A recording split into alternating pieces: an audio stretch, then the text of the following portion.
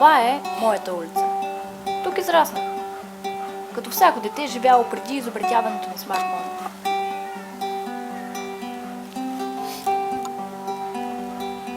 Тук се запознах с Пламен, Джо, Габи и Влади.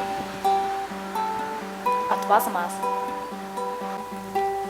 Запознах се с приятелството, задружността, смеха, но и с лъжата, обидите и заобщо пороците.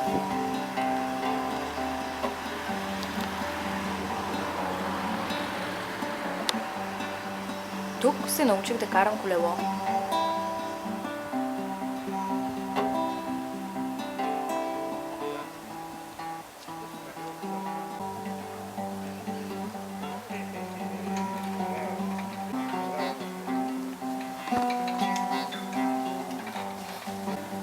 Да не деля хората, да се отнасям с тях еднакво добре.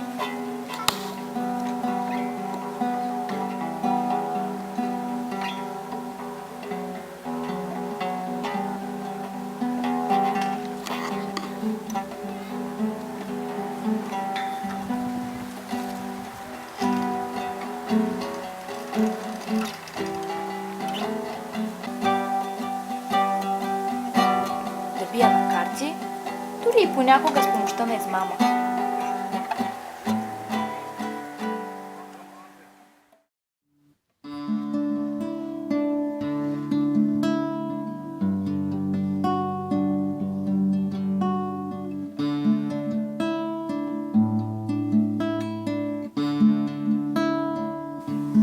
Дните ни бяха изпълнени с емоция, с топлина, каквато можеш да получиш единствено и само тук, на улицата. От непознати хлапета, които един ден стават най-важните хора в живота ти. Подавахме се топката на приятелството, символ на неприкосновената ни дружба.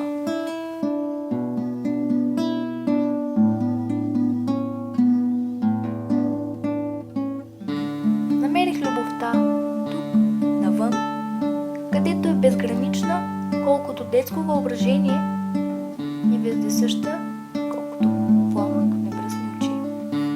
Простичка, като игрите.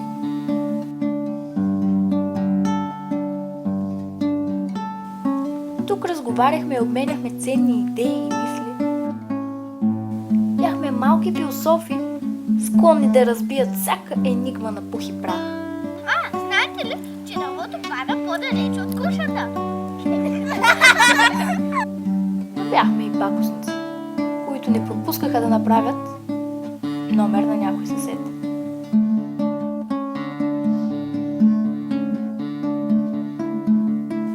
А след това се препарвахме кой колко емблеми е прибрал в колекцията си или колко номера е спретнал на някоя сърдита баба. Растяхме независими, свободни. Не ни беше страх от падането, защото улицата бе осеяна с много дупки и не веднъж имахме геройски рани от нея.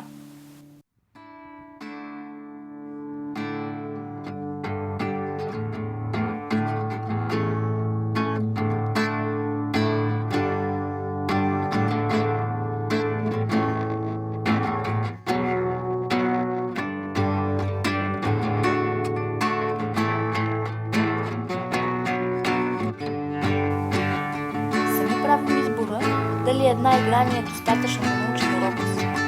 И ще се върнем по-късно към нея, когато сме готови да го научим.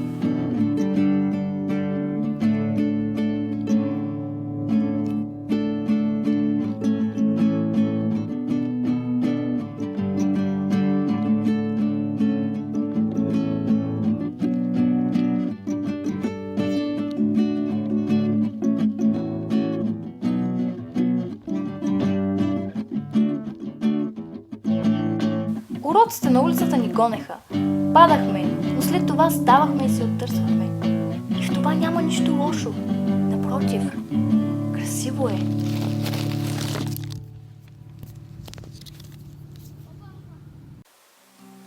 Годините се откъсваха от календара и падаха на земята като есенни листа.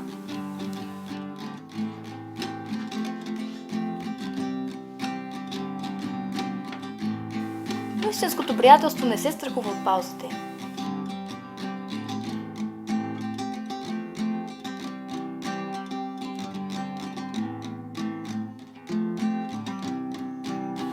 Пораснахме. Улицата продължаваше да е нашият учител. Това е Пламен. Джо.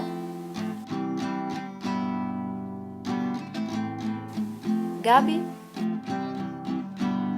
И Влади.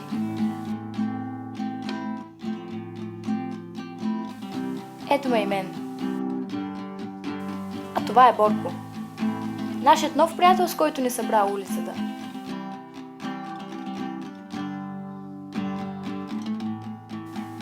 Ние продължавахме да философстваме и да търсим отговори на вечните въпроси. Вие знаете ли, че дървото ми пада по-далеч от крушата?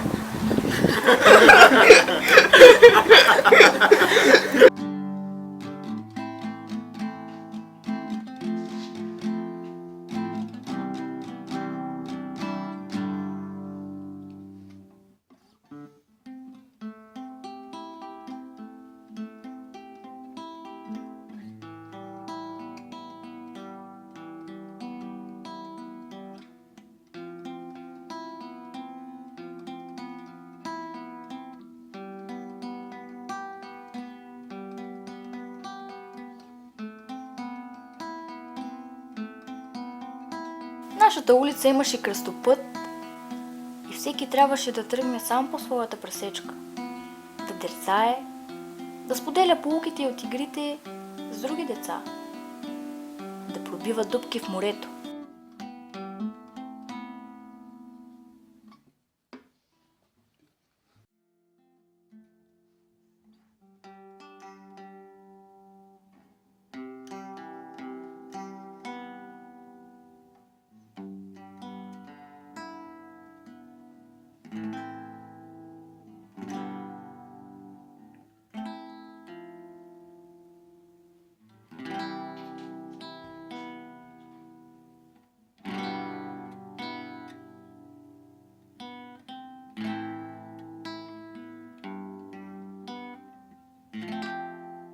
Когато пътищата ни се пресякоха отново, всеки бе запазил улицата в себе си, но същевременно бе открил отговори, бе задал въпроси, бе намерил това, което търсеше.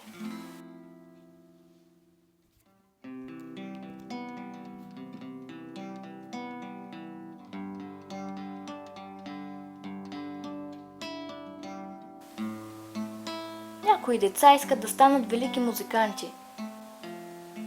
Те не непременно стават такива, но по-малко талантливи ли са? По-малко отдадени ли са?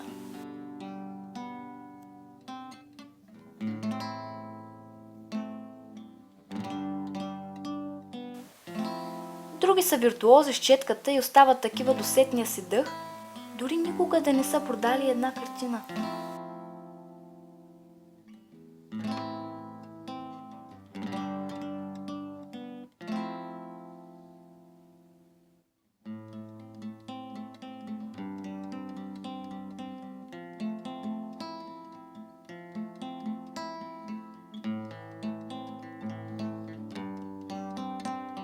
Трети спояват здрав дух и здраво тяло и се преборват със самите себе си, страховете си. Стават победители.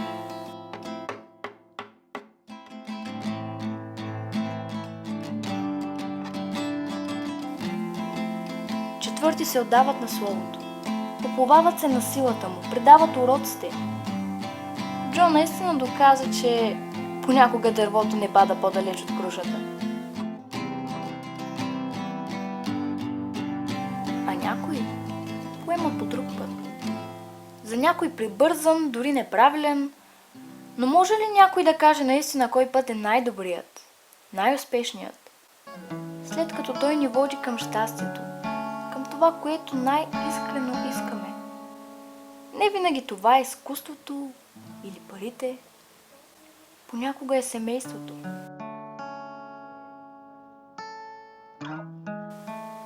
А улицата си е там, когато и да се върнеш, все същата. чака следващата шайка деца, които са готови да получават отговори. И най-важното – да ги търсят сами.